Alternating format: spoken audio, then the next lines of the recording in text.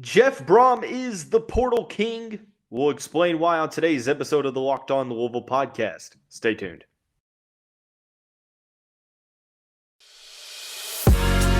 You are Locked On Louisville, your daily podcast on the Louisville Cardinals. Part of the Locked On Podcast Network, your team every day. What is going on, everyone? Welcome into another episode of the Locked On Louisville podcast. I'm your host, Dalton Pence. I serve as a credential media member for Cardinal Sports Zone. I also do some PA announcing work for the university in various sports. I want to take this time to thank you all for making us your first listen of the day. Just a reminder that the show is free on all streaming services, 5 days a week, your team every day. Well, it's time to call it how it is. Louisville head coach Jeff Brohm is the 2023 college football transfer portal king, and it is shown in the rankings. We'll talk about why this is significant, not only for next year, but for the future as well. And then we'll sort of recap what he's done in the portal, both offensively and defensively. Before we do that, a special occasion. This is episode number 400 for the Locked On Louisville podcast. I'm extremely appreciative of all of you all that tune in, both daily and periodically. It means the world to me for those that, share it on social media, that comment on social media platforms. It means the world. Forever grateful. If you have an idea that you feel could make this show better for your viewing experience, let me know. Drop a comment down in the YouTube section below or send me a DM on Twitter at my handle in the graphic. So, but let's talk a little football. In under 100 days, we will play football. The Louisville Cardinals have the number one transfer portal class in the country, according to On3.com. And you know it has to be serious if On3 is giving Louisville its props, which seems like it never happens. But On3 has a very interesting way of doing things for transfer portal rankings, and I like it. I like it a ton. Not only does it take into consideration the players coming in, but it also, factors in the players leaving. The Cardinals are number one in the country with a 72 index score. Number two is Colorado with 65, USC with 60. They're number three. UCLA is number four with 52. Auburn is number 5 with 43. LSU, Arkansas, Miami, Florida State, and Wisconsin round out the top 10. So needless to say, what they're saying is Louisville's not only bringing in some very solid players, but they've also done a good job of holding together, the standouts on the team. Now, granted, Louisville had a good amount of players go to the NFL draft, a handful of starters, if you will. But outside of the NFL draft, did I say NBA draft? I don't know. I'm losing my mind. If I said NBA draft, please disregard that. But NFL draft, let's see who's left. Who has left Louisville that is going to significantly hurt next season? I think Monty Montgomery and Dorian Jones are the two that you look at and say, yeah, they probably, that leaves a mark. Offensively speaking, Luke Kandra on the offensive line. Outside of that, you lost Braden Smith, which I feel like Louisville did a great job of revamping the wide receiver room. You lost D. Wiggins. Outside of that, you didn't necessarily lose a ton of your roster in terms of the guys that were projecting to play next season. And on top of that, you also went to the portal, you addressed your needs, and you added some of the best players at their respective positions. And I think that that's something that deserves a round of applause, because at this point in time, Jeff Brohm and company have not been on the job for 6 months. They took over in the first week of December, or second week of December, one of the two. I think it was actually second week of December. Since then, they have not only kept together the majority of the Flyville 23 class, they have not only started, to get into the Flyville 24 class. They've gotten 8 commitments in the cycle so far, but they have exceeded via the transfer portal. Now, you could say, well, Dalton, with the way Louisville is conducting things NIL-wise, with the opportunities that are there, is what Jeff Brohm doing, is it that special? Or is it something that it's him doing his job and we're applauding him for doing so? Well, I think that, every school has the same opportunity on their hands. And I think that that's where it's impressive is that Louisville is not a top-tier program. Let's call it how it is. I think that it is maybe a sleeping giant. I don't necessarily think that it's a giant, but I do think that there are variables in play here at Louisville. There is aspects of this program, of this university, that allow you to potentially reach the echelon that you're trying to get to. However, I also think that you're still a ways away from that. So I personally think that with Louisville being, ranked ahead of some of the blue blood programs, now granted, players haven't necessarily left a ton of the blue blood programs. They haven't, come in, but you have to make with what you got. I understand the whole talk of, well, there's not as much roster movement. Well, there's players still going to the NFL. And you're talking about programs that still have the same opportunity to bring in guys that are immediately eligible next season. And, let's see. Louisville's brought in 24. Auburn's brought in 20. Miami's brought in 15. Colorado, good Lord, 48. Now, granted, they had 57 exit, but Oregon brought in 15. Let's see. Oklahoma, 15. Mississippi, 21. Now, other programs have brought in single digits, which, it is what it is. But we're not talking about who has the best team next year. We're talking about who has exceeded in the transfer portal. And it's right there. The numbers don't lie until somebody jumps a little potentially. But we are in late May, so, the opportunity to do that for other schools doesn't necessarily seem as prevalent, especially considering it seems like the only schools that are within striking distance are Colorado, USC, and UCLA, who have at least 13 commitments in the transfer portal. Louisville with 24, 25 going out. But it's still impressive, not only because you were able to go out and get a bunch of top players that are going to be able to replenish areas of need. We will kind of break that down in the next couple of segments, but another equally as important part, you have to understand this is uncharted territory for not only collegiate football, but college sports as a whole. One-time transfer rules, players immediately eligible. NIL is seeing or NIL is resulting in bidding wars like we've never seen before. We are in some interesting times, and everyone's going through the same thing.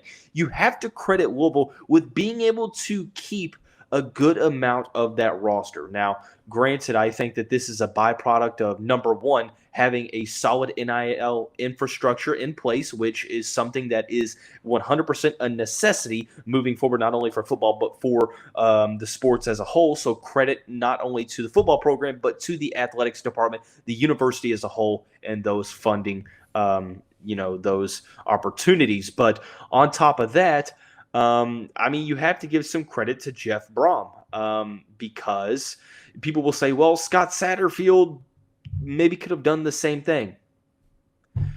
It's hard to play that hypothetical. But I think that, building those relationships was something that Satterfield, had the opportunity to do. But Jeff Brohm, first-year guy, sometimes it's hard to sell the vision you have for a program when maybe you don't necessarily have, the track record at that place to back it up. He's never coached one game for Louisville.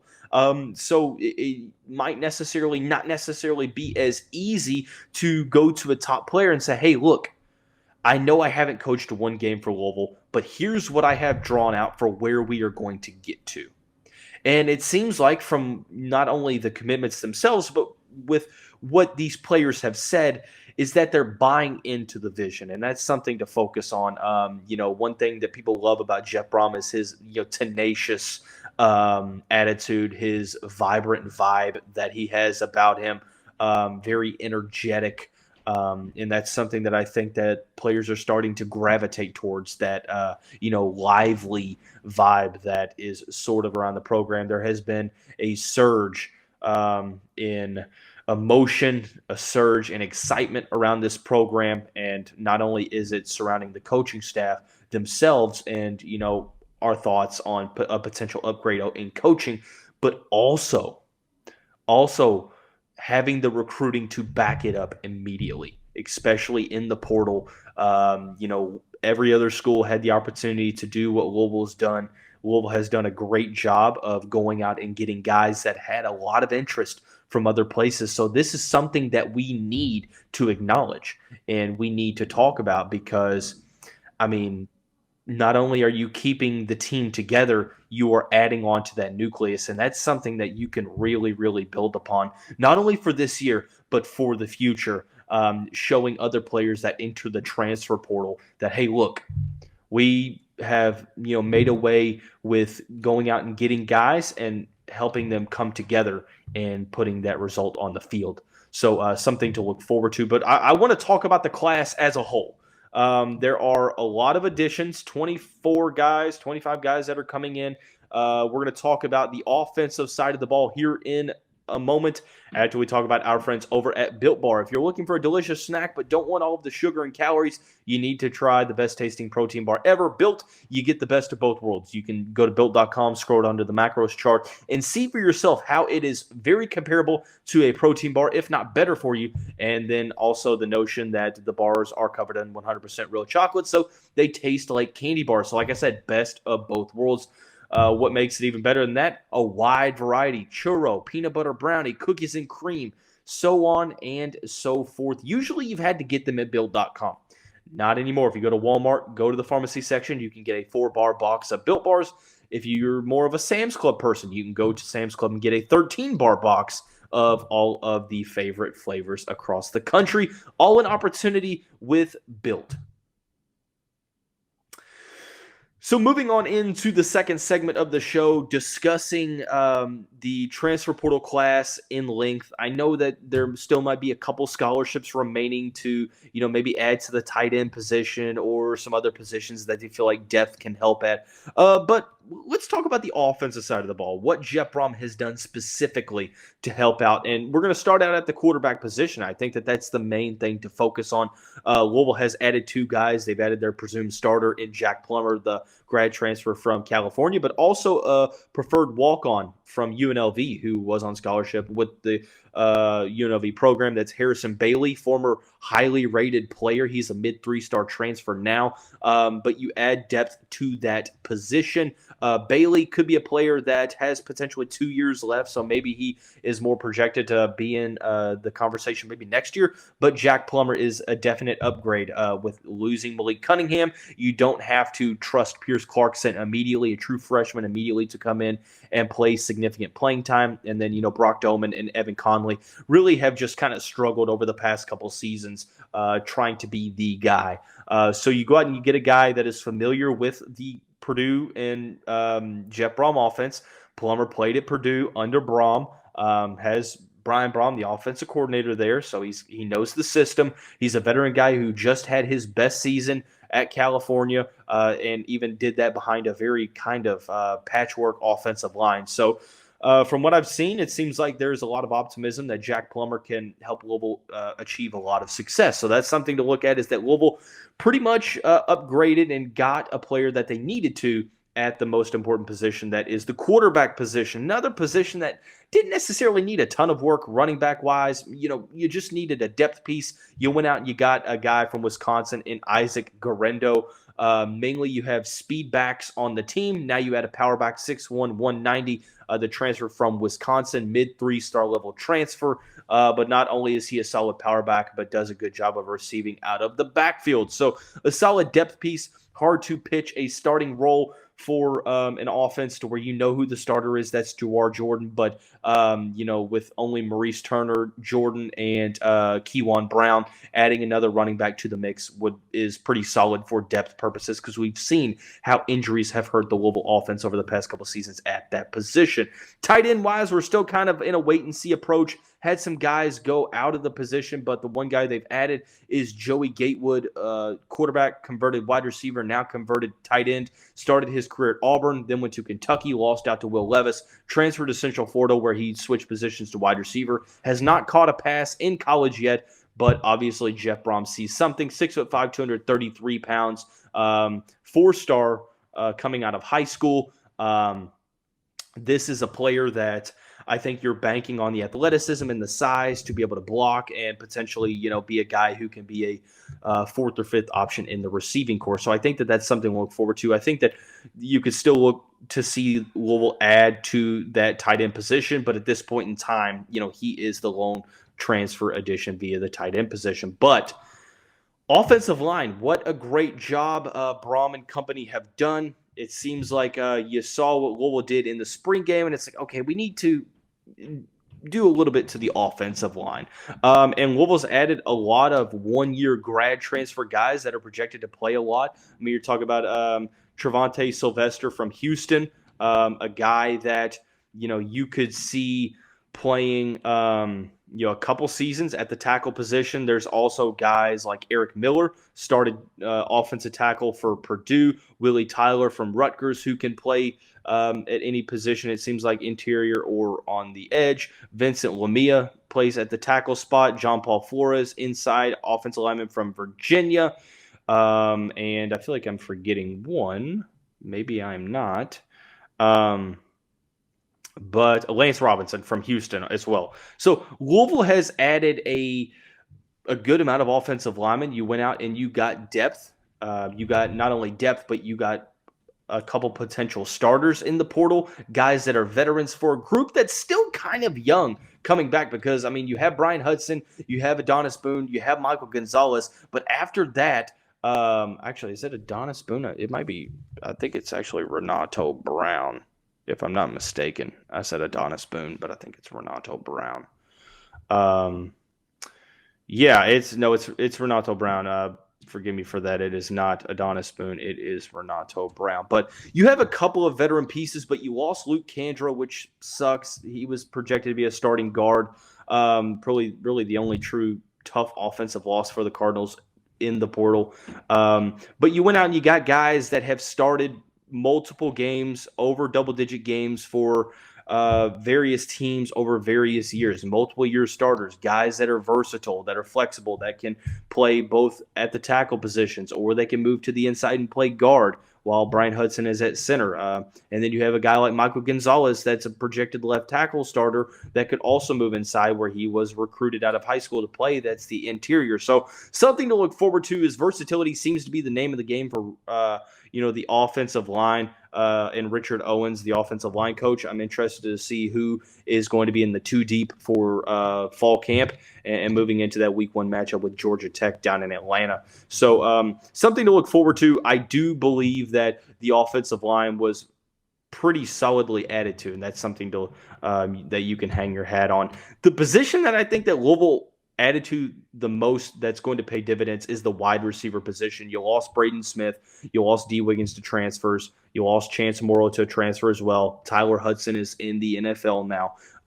So there was some needs at the wide receiver position. What did you go out and do? You got the best wide receiver from the Sun Belt, Jamari Thrash, who is ranked by a lot of sites as like a top 20 transfer, a guy that could play that Tyler Hudson role next season. But not only did you do that, but you went out and you got a guy like Kevin Coleman Jr., freshman from Jackson State, that had 500 receiving yards, former four-star player. That seems to be another trend that we're seeing is highly rated four-star guys from the last class that didn't necessarily see a fit after this season, and they end up transferring to Louisville. There's a couple guys mainly on the defensive side of the ball that we'll talk about, but Kevin Coleman Jr., one of the guys on the offensive side. A couple other wide receiver transfers, Jimmy Callaway and Jaden Thompson.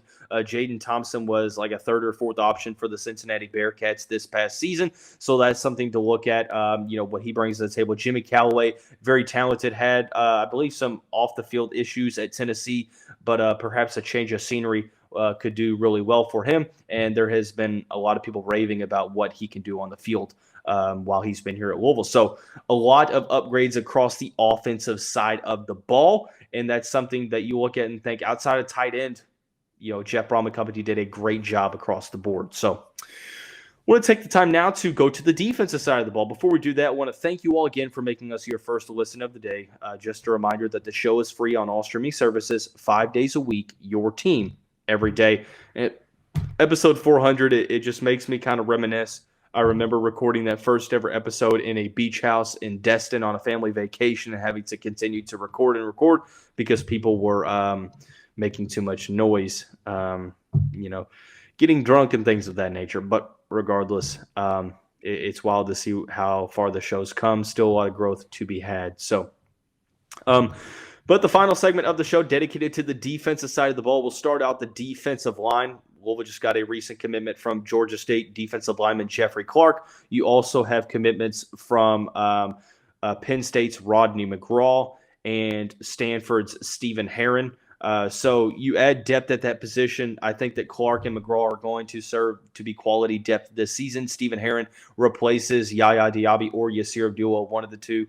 But, a guy that's from Louisville, played at Stanford, had a very solid career there, and Louisville's able to bring another guy home. That is something that can definitely be applauded, especially when you bring in a starter-level player that's played at the Power 5, succeeded at the Power 5, and brings some veteran leadership to that position. So defensive line didn't necessarily need a ton of work, just adding to the depth areas. You did a great job in the Flyville 23 class, adding some guys at that position. But linebacking is sort of the same way. You added Keith Brown from Oregon, 4-star level guy that didn't necessarily see a ton of field at Oregon, but was projected to be a guy who played a lot of potential starter in 2023. So getting him to join this group is incredible. I think that there's some high hopes for the linebacker room, the guys that are returning, but still you bring in a guy who I think is going to compete for starting snaps immediately in that position. The most growth, the most that was addressed was the defensive backs room,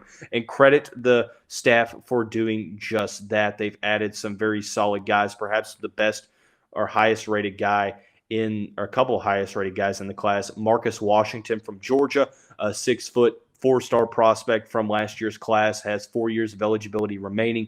Didn't necessarily play a lot on a very loaded Kirby Smart defense, which is what it is, but extremely talented nonetheless. Marquise Groves-Killebrew fits that mold as well. Highly rated 4-star level transfer, was a top 150 player coming out of the 2022 class from Texas A&M, was projected to be a starter in 2023. Had some injuries last year, but you add 2 young guys that have a ton of talent, multiple years of eligibility remaining to kind of mold into starters for the future, while you have veterans like Quincy Riley and Jarvis Brownlee. But don't mistake it, Louisville still added veterans at that position.